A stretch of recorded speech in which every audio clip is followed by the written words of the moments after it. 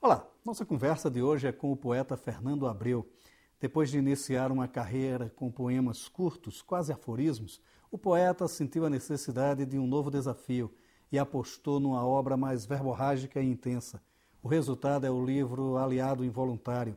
Nestes novos poemas, Fernando Abreu desnuda o mundo contemporâneo, onde ainda é possível trabalhar com sentimentos nobres, como o amor e a solidariedade. Na dica de leituras, a poesia Infanto Outonal de Manuel de Barros, autor de Escritos em Verbal de Ave, e de Maria Carpi, que escreveu A Chama Azul. Leituras começa agora conversando com Fernando Abreu.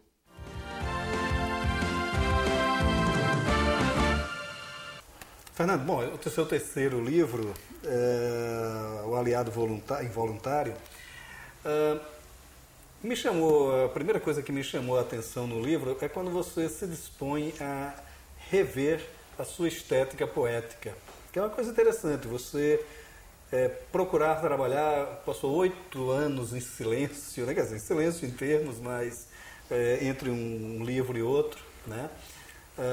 Quer dizer, como foi esse período de hibernação e como foi rever essa estética e o que há de diferente entre esse livro e os dois anteriores?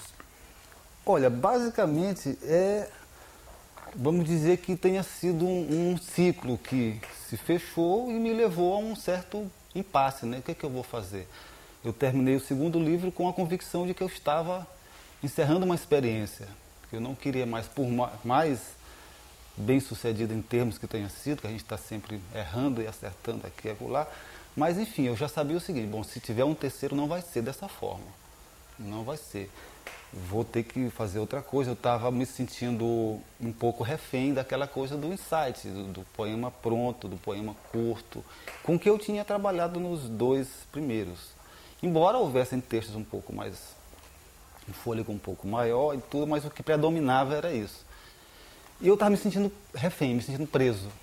Aí eu resolvi dar uma parada e esperar pintar uma nova maneira. Eu precisava expressar coisas, eu precisava falar de coisas que iam necessitar. Eu já sabia de um fôlego mais esticado, né? Então isso levou muito tempo até eu encontrar uma maneira, encontrar uma pegada. Não sei nem se encontrei, não tenho nem certeza disso. A gente também não tem tanta certeza assim, são tentativas, né?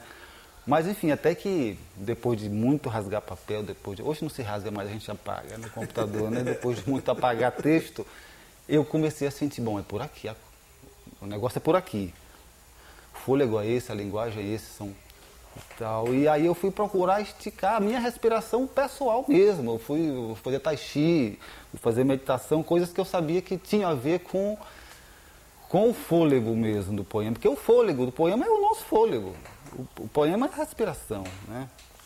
Pois é, essa coisa os seus poemas, eles me pareceram muito isso, né? O poema para ser dito, né? Para ser lido em voz alta, né? Quando você lê eles, foi a experiência da leitura do livro, quando você lê em voz alta, você descobre um certo ritmo e não um novo sentido, mas um sentido mais alentado, mais se forte, amplia, né? Quer dizer, essa ampliação do sentido. Como é que foi esse trabalho também? Você tem toda a razão. Inclusive aconteceu uma coisa interessante, que há pouco tempo eu participei de um pocket show com um parceiro meu, Nosli, que é músico, compositor, a gente tem algumas parcerias, e aí eu estava lançando um livro novo e ele estava com um disco novo. E aí, por que não a gente faz um pocket show com o teu livro e poemas do meu... Enfim, ele me propôs isso, eu digo, ótimo. Aí fizemos, montamos, apresentamos isso, deu um público bacana, atento pelo menos, não foi um sucesso de público, mas um público bem interessante. E depois, algumas pessoas me procuraram e me disseram o seguinte: olha, Fernando, foi diferente. Eu ouvi você ler, você fazer a leitura do poema mais longos, foi diferente de eu pegar o livro e lê-los em silêncio. A mesma percepção tua. E as pessoas me diziam, os poemas ganharam um sentido mais amplo. Então eu percebi que realmente eu preciso ler esses poemas em voz alta, dar um jeito de fazer novas oportunidades, né? Ou então sugerir às pessoas que leiam em voz alta, né? Já que parece que eles crescem. O O João Cabral de Melo Neto tem uma sequência de poemas que ele diz assim, poemas para ser lidos em voz alta. Então, tem até um que é interessante, que ele bota assim, ritmo servidor público, bem lento. Daí se ele Pobre chega... servidor. Agora, os poemas também me chamaram muito a atenção pelo diálogo com uma certa tradição poética. A referências, claro, a Drummond, a Bandeira, é natural essas referências, mas a tradição mais profunda mesmo da poética, quer dizer, lá com Homero, com o Walt Whitman, quer dizer, como é que foi esse seu trabalho com esse diálogo com essa tradição? Eu tenho comigo essa visão de que eu não devo rasgar o meu passado, eu não posso fazer tábula rasa e dizer, minha poesia, antes disso não existiu nada e é daqui para frente. Eu vejo um pouco dessa tendência hoje e isso me preocupa. A tradição é algo que a gente tem que lidar. A gente não pode passar a vida nem incensando a tradição, mas também não pode negar. Eu procuro absorver tudo e fazer com que tudo que eu li e que me interessou, que me marcou mais profundamente, esteja presente no que eu faço. Então, nesse livro, nessa coisa de trabalhar o fôlego mais longo e tal, eu fui buscar essas pessoas que eu já tinha lido, eu fui reler algumas pessoas e tal. E, ao mesmo tempo, eu acho que houve a veiculação de influências tão antigas que eu nem mesmo me dei conta disso. Muitas pessoas me disseram, olha, tem ecos aí, tem referência de tais e tais pessoas que não foram intencionais e que eu não tinha a menor consciência disso.